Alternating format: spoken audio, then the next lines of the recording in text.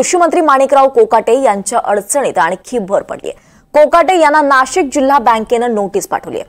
347 कोटींच्या कर्ज वाटपात 182 कोटींची अनियमितता प्रकरणी कोकाटेंसह 25 माजी संचालकांना बँकेनं नोटीस पाठवली आहे। खासदार शोभा बच्छाव, आमदार दिलीप बनकर, आमदार नरेंद्र दराडे, आमदार राहुल ढिकले, आमदार डॉक्टर राहुल आहेर या सर्वांना नोटीस पाठवण्यात आली आहे। या संदर्भात 2 एप्रिलला सहकार मंत्री बाबासाहेब पाटील यांच्या समोर सुनावणी होणार असून सर्वांना हजर राहण्याच्या सूचना देण्यात आल्या आहेत।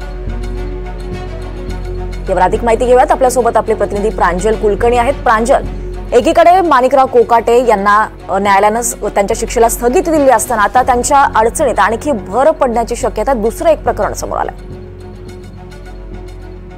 दीपाली, खरं आपण बघितलं तर कृषी मंत्री माणिकराव कोकाटे हे आधीच अडचणीत सापडलेले आहेत। त्यांना 20 फेब्रुवारीला नाशिक जिल्ह्याच्या कनिष्ठ न्यायालयाने शिक्षा देखील सुनावली आहे। 2 वर्षांचा कारावासांनी 50,000चा दंड अशी शिक्षा ठोठावण्यात आली होती। दरम्यान हे प्रकरण हायकोर्टामध्ये देखील जाऊन पोहोचलेले आहेत।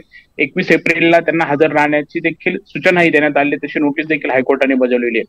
दरम्यान हे प्रकरण ताजं असतानाच आता कोकाटे यांच्यासह 25 जे नाशिक जिल्ह्यातील बडे राजकीय नेते आहेत त्यांची अडचण वाढलीत असंच म्हणावे लागणार आहेत। कारण नाशिक जिल्हा सहकारी बँकेकडून या सर्व 25 जणांना नोटीस बजावण्यात आल्या आहेत। यामध्ये कोकाटेंचा देखील समावेश आहे।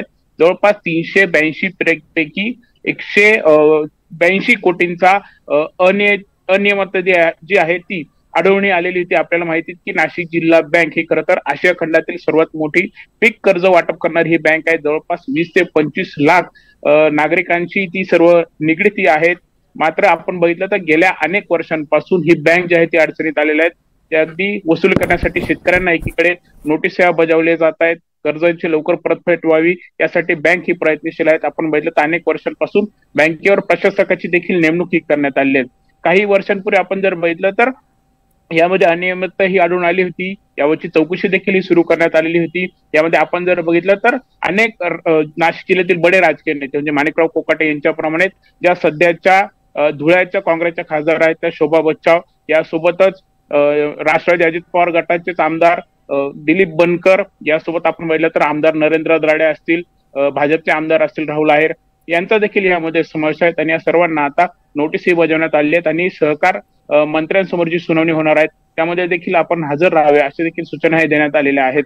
दरम्यान एकंदरीतच आपण बघितलं तर नाशिक जिल्हा बँक वाचवण्यासाठी खरं सरकारचे प्रयत्न सुरू आहेत। आपण बघितलं तर अर्थमंत्री अजित पवारांनी देखील काही दिवसांपूर्वी नाशिकमध्ये देखील म्हटलं होतं की ही बँक वाचवण्यासाठी आम्ही संपूर्णतः प्रयत्नशील आहोत। मात्र एकीकडे हीच परिस्थिती असताना दुसरीकडे एवढी मोठी अनियमितता दिसून येत असेल तर नक्कीच ही गंभीर बाब आहे। आता नोटीस तर देण्यात आली आहेत, मात्र या सर्व गैरव्यवहाराची आता कशी चौकशी केली जाते, कसा तपास केला जातोय हे पाहणं महत्त्वाचं ठरणार आहे।